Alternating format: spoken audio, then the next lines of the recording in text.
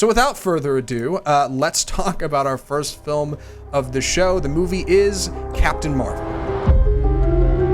War is a universal language.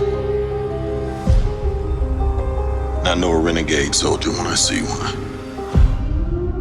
Never occurred to me that one might come from above. So Captain Marvel is the story of Veers, I believe is her name at the beginning of the film, a Kree warrior who's been raised on the planet Kree, who doesn't really remember her past, but knows she's a warrior with these cool photon powers. That's what you see in the trailer and on the poster, of course, the traditional Captain Marvel powers. Veers is confused, doesn't really know who she is or where she's from, but she knows she's a fighter and she knows she can do things, and she's got Jude Law, who is her a guy named Jan Rog, trainer is the term. I was going to look, captain, I guess was the word I was looking for, who's her trainer. They go on a mission, and along the way, she gets tangled up in some stuff and gets a glimpse at her past. And to chase that down, discover who she really is, she travels to C-53, which is Earth in the 90s. She meets up with Samuel L. Jackson's Nick Fury as a young hotshot cop, and we get this interesting blend of buddy cop and hero movie film that is Captain Marvel, the journey for Brie Larson's Veers to discover who she really is. Andy, what did you think of Captain Marvel? I really liked it. It was a lot of fun, great action, interesting story, good set pieces. It had some really good emotional moments, and it had some serious subtext that we can get into later. But I really liked it. Saw it with a group of friends on Friday night. It was a lot of fun. Highly recommend it. Well, we haven't gotten recommendations. We got to sorry. But no, it's too fine. Too soon. We know where you stand. I liked it a lot. I definitely had some problems, but I think a lot of that would do better with the second viewing. This is not the kind of movie where I was just like, yeah, it's okay.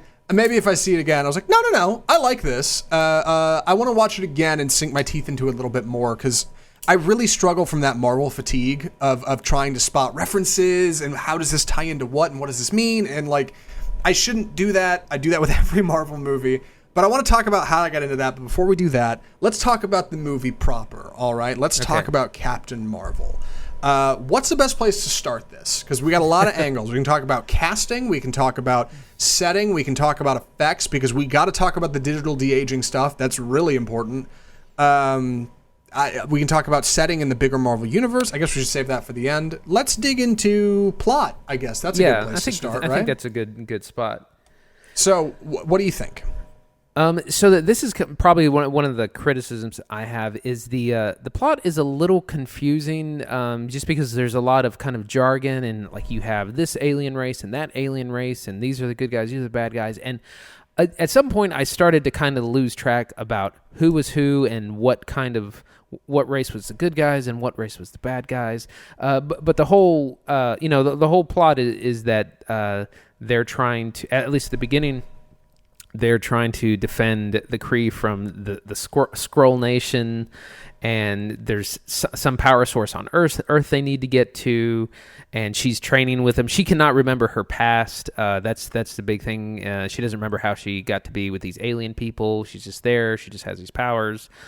Doesn't really know. And the rest of the movie is her slowly kind of unraveling this mystery. It's a bit of a detective story in a way, which is something I really enjoyed. Yeah, it was a change up from the traditional Marvel, hey, I'm a good guy, there's a bad guy that wants to blow up the Earth, we have to defeat them. Which, thank God, ever since I think Thor Ragnarok was the first Marvel movie that I felt like really started to take a departure from the formula, this one does that too, which is great. It follows in Black Panther's footsteps. Marvel knows we are getting tired of the same thing. We got to change it up. This movie chases an almost Tarantino-esque out-of-order plot format. Because it kind of starts in the middle. You don't start at her past. You start on the Kree planet, and then you get a look at the past, and then you move forward, but you're still in the 90s. So it kind of feels a little juxtapositioned, but that helps, because our main character, Veers, is confused about where she is and who she is, and what her place is in the universe. And we are too, because we don't know who she is. We're coming at this fresh, just like she is. And that gives us a really good opportunity to connect to our main character, which is good. And then Right. we're also able to find things like Nick Fury in the movie, who we can latch onto. It's like, okay, I know who you are. You're familiar. We can kind of grab onto that, and we can slowly climb our way out of a confusing beginning to a pretty satisfying ending. I wasn't super pleased with how it all turns out, but ultimately, I'm still on that hot hype train for Endgame, so mission accomplished, Marvel. Like, I can't wait to see what's next, which is exactly the point of movies like this, I think. Right. When she crash lands on Earth and she gets together with Nick Fury and they're both trying to unravel this mystery, that's where you get this great buddy cop thing, because she's kind of sassy and she's really kind of skeptical and cynical and, you weak human. But they have a really good dynamic that works throughout the whole film, I think. I think that's a good place to start talking about casting and performances. Sure. The casting is relatively diverse. There were characters in this, like Annette Bening plays a pretty main role in this, that the whole movie I was like, what have I seen? Who is that? Like, why do I know her? Right. And I remember at the end when I saw Annette Bening, I was like, American Beauty, of course. Like, of course I know Annette Bening. Samuel L. Jackson is in this movie. Ben Mendelsohn, Jude Law. Not to give away, I don't really want to talk about anybody else, because I feel like anybody else kind of gives stuff away too much, but Yeah, sure. all tremendous. I enjoyed everybody's plot, everybody's performance. Samuel L. Jackson, somebody made a great Reddit thread about it. I don't know if the guy's ever phoned in a performance ever, and this movie is no different. Arguably, he has the biggest plot development of everybody. He becomes a different person over the course of the film. He has a first act and a second act, an exposition and a climax, and he rolls over the whole thing. Jude Law is great in this movie. I wish that guy got more work in the Marvel Universe because I really liked his character. Ben Mendelsohn is a lot of fun in this movie. If there's anybody I felt was a little weak, and I want to make sure we get your opinion on this before I go any further, it might have been Brie Larson. But what do you think? No, I agree. And it's not so much that she's weak. She's won an Oscar. It's just I felt like they wrote her very middle of the road. It's very safe. Yeah, and I think they did that on purpose. I was having a conversation with our friend Samantha on this. I forget what that purpose was, but they wanted it was purposely written to kind of not be too, like, she doesn't have crazy quirks, or she's not as sarcastic as Tony Stark, but she's a little bit Tony Stark. I thought with what she was given, she was fine. I just didn't think her character was written especially incredibly or unique. It was, like you said, very safe. Yeah, and I don't mean to say that I don't know, with intention, I guess. I remember seeing articles about this from places like the Mary Sue that were like, Marvel didn't take any risks and couldn't have done more. No, I'm not saying that. I'm not trying to judge this for what it is, and I want to judge it for what it is. She just feels a little all over the place, and maybe it's those two directors shining through. But yeah, there were some scenes where she was sarcastic, and there were other scenes where she was really charming and funny. There were other scenes where she was really cold and calculated, and I guess the angle is she's a soldier and she's a warrior, and she's told throughout the whole film to suppress emotion, which I think plays into a bigger bit about feminism. But anyway, I think that's part of it, right? That's why it comes off as confusing. But because we don't know the character and we don't know who she is or where she's coming from, it makes it feel confusing to us. I think that's part of the reason I feel like that second watch will be really helpful. Yeah. Something that did stand out, she has lots of fight scenes in here, and they all look really good. And I've heard in several interviews that she did lots of conditioning for a year and showed up ready to train, and I think it shows. She has really complex fight scenes that they, when you do a fight scene, you got to film it over and over, so you got to be in really good shape to for the longest time I didn't realize that that's why you had to be in shape. It wasn't to actually do it, it was just to be able to do the choreography repeatedly, because you're gonna have to do 5 takes of whatever.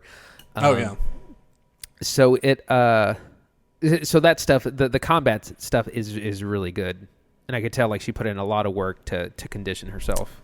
Let's talk about the look and the feel of the movie. That seems like a fine place to segue, right? Talking about combat. I thought the choreography was great, but overall, I think the effects were really convincing. There's a lot of really cool slow-mo and a lot of cool... I don't know, Marvel movies always have a different approach, right? Doctor Strange is supposed to be Inception, mind-blowing stuff. Black Panther is supposed to be very rooted in culture. This was kind of an alien approach, a little similar to Guardians or Thor, very intergalactic. But it worked, and all the 90s stuff worked great. I mean, her landing in a blockbuster, and then there's a Radio Shack, generic, but effective. I can't say I wasn't convinced. There were definitely scenes where I was looking at the background and thinking, I'm sure that building's CGI placed, but it looks good, and Samuel L. Jackson's de-aging is surprisingly convincing. Kind of freaked me out, honestly, how convincing it is. Yeah. I couldn't believe it. What do you think?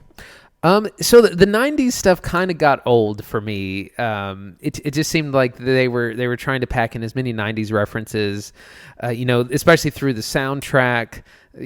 Brie Larson, like when she lands on Earth, she puts on this like outfit that's like very grunge and early 90s inspired, and it was Nine Inch Nails tee. Yeah, it was just like I started rolling my eyes after a while because it just wasn't like the 90s. The 90s isn't as charming as the 80s. I feel when you go back, and it's those jokes got old for me fast. But that being said, the humor is really great, and I felt it was different, because Marvel had become known for its really kind of like these quips and these, something serious is happening, let's say something funny, and I felt like it really avoided that in this film, where you still have lots of jokes, lots of funny moments, but it's not the humor that we've come to expect. It was something different, and I really like that. Briefly, I do want to talk about the music in the film, because you did mention that. The original score, I would argue, other than some cool digital effects, which you'll hear in the trailer, I think I played a bit of it in the open to this segment here. I dug that. Other than that, for me, almost completely forgettable. I can't hum the theme from Captain Marvel. I don't know it. But some of the songs used in it were very 90s. Songs like No Doubt. Nirvana's in this, which kind of just felt... I don't want to say it felt out of place, but I wish it was diegetic. One of the charming things about Guardians of the Galaxy, Peter Quill plays all the stuff off of his mixtape, right? It's all in the world of the film. It all applies. Often it's played over a scene. This one, it's not quite as earned. They just kind of play songs out of nowhere, and that's just what's going on. Like, I wish that had been a little bit more, explainable. What did you think? Yeah, because to me it was like, hey guys, remember the 90s? I remember the 90s. Yeah, I remember. A little bit. Exactly. So, that part didn't work as well for me. Marvel films have notoriously had uninspired soundtracks. The only theme I know is the Avengers theme, which is really good. And arguably only because you've heard it so many times, but. Yeah, well, it's really recognizable, maybe because it's used a lot in memes, but but the other, none of the other, whereas you take something like, Superman or kind of the older Batman, even the Hans Zimmer scores that he did for the Dark Knight trilogy, have a really unique sound, but yeah, Marvel has always struggled to have like really unique soundtracks, and I think they just don't put that much work into them. Which is fine, it's fine at the end of the day. I think you're right. Speaking of the end of the day, we should talk about where this movie lands in the bigger Marvel universe. One of the things that surprised me, because you saw this movie before I did. I saw it just last night. You saw it Friday when it came out, right? Yeah. You said there was no really bigger tie to the rest of the Marvel universe, and that makes sense. This is early. This is set in the 90s. This is before a lot of other stuff happens. But it obviously has its place, of course. This is like the 87th Marvel film or whatever. So in how it ties to the rest of the universe, do you think it's effective? Does it retcon things? Is it ultimately pointless? I wish that we had been introduced to this character earlier, and I wish we were already on her second film. Because it seems like she is set up to maybe come in and be the savior in Avengers Endgame, and for a character that big, like when you think of Captain America or Iron Man, they each have 3 solo films. So I kind of wish that they had just done this earlier. And like we said, it took them 11 years to do a female-led film, so they definitely should have started this long before. But I wish that we were already on her second film and just could get to know her more as a character. I agree. It really does feel like there should be more to this. Thor got 3 movies. Guardians of the Galaxy has gotten 2 movies. Probably would have gotten a third if the whole James Gunn thing hadn't happened. But like, it really does feel like she deserves more runway before sweeping in and being what seems to be, again, we don't know, but what seems to be like she's going to be the savior, the linchpin that turns around the Avengers Infinity War story. I don't feel bad about that being any kind of spoiler. There's a whole tease at the end of Infinity War, so you're all probably aware of that, whoever's listening to this, but it really does feel like this person they're basically retconning into the story by setting her original one in the past is somehow going to swoop in and save everybody. And it's like, man, I get you guys set her up to be essentially Superman. No pun intended. But like, it bumps me out a little bit. I think she deserves more. Like I said, I wish they had started this earlier and she had been introduced to us sooner. I wanted to get into kind of themes that we have in the film. Yeah. There's definitely this theme of female empowerment, definitely, because there's all these scenes where she's told, like, you're not good enough, you're not strong enough, but you're not tough enough, lots of those things. There's a really effective, there was a couple of points I got emotional, but there's a really good part, this kind of montage of her falling down, like, kind of through time and getting back up is really powerful. But what I liked is that it wasn't focused just on, like, you as a girl are weak. It was very much just like, it was very relatable even to me as a dude, like, you know, because men get told that too, that you're not good enough, you're not strong enough. So I thought that was kind of it was obviously very much about female empowerment, but it speaks to more than just that. And then also another thing, we're introduced to this topic of kind of questioning the propaganda about your enemies. I don't want to get into too much. And I read an article that kind of compared the situation to, like, the refugee situation in many parts of the world today, with the alien species. And so that I thought those were I was surprised that was kind of in here. These kind of very serious real world topics that are clearly paralleled in the film, and I definitely appreciated that. But yeah, there is this idea about questioning the propaganda that you are told about the people you're told to hate. I'll tell you two things. One, the thing about falling and getting up, like, I wish that had been a little bit more contrived. I know it was at the beginning of the movie, and I know it comes around later, but I wish there had been a little bit more of, like, a storytelling element to it, other than just showing us the image of her falling and getting back up. I thought a lot of The Dark Knight, or Batman Begins, at the very beginning, when Bruce falls down the well, and his dad grabs him and he says, "Why do we fall, Bruce?" And you can finish that quote because you know that movie and you know that scene, and, like, it has power to it. Even though it's right at the beginning, it doesn't have to come at the end, but then it comes around again, and it's got a really satisfying, like, denouement. This one, I didn't quite get that. I wish it had been a bit more fleshed out. Not to say they should have extended the movie or made it longer, but I wish there'd have been a little bit more something, a little bit more meat on those bones, you know, because it's good. The bones are there, like, it's good stuff. But I'm maybe that's like a cut scene for time or something, because it feels like there really should have been something to that. That was another criticism I heard, that we kind of wish that we had gotten more of that backstory of her in these kind of younger periods, like when she's growing up or when she's, like, first a pilot, because it's just kind of referenced in flashbacks, and we don't get a lot of like scenes from back then, and so yeah, that definitely could have been fleshed out a little bit more.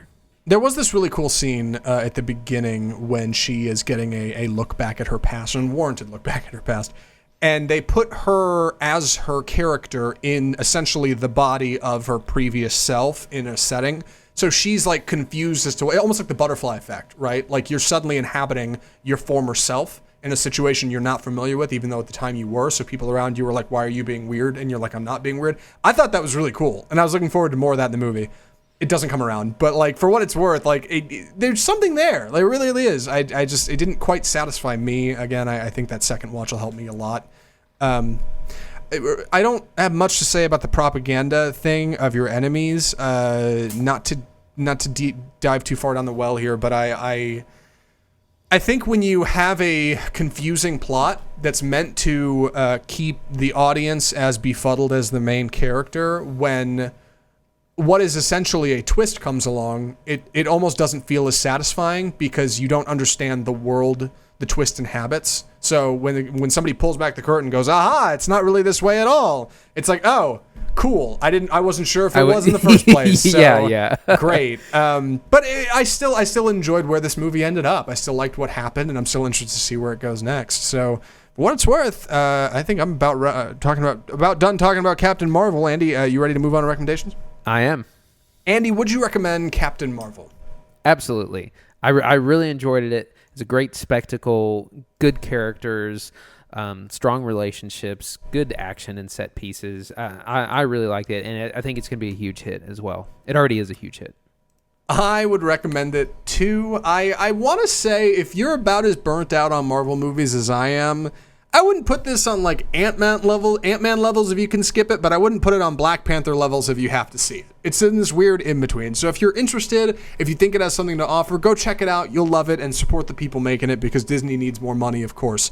If you aren't really sure, wait for it to come to, well, it won't be on Netflix. I take it back. It's a Disney Plus exclusive. So get Disney Plus and watch it on there when it shows up, I guess. But for what it's worth, I liked it. I think it's worth the price of admission. It's a lot of fun at the movies.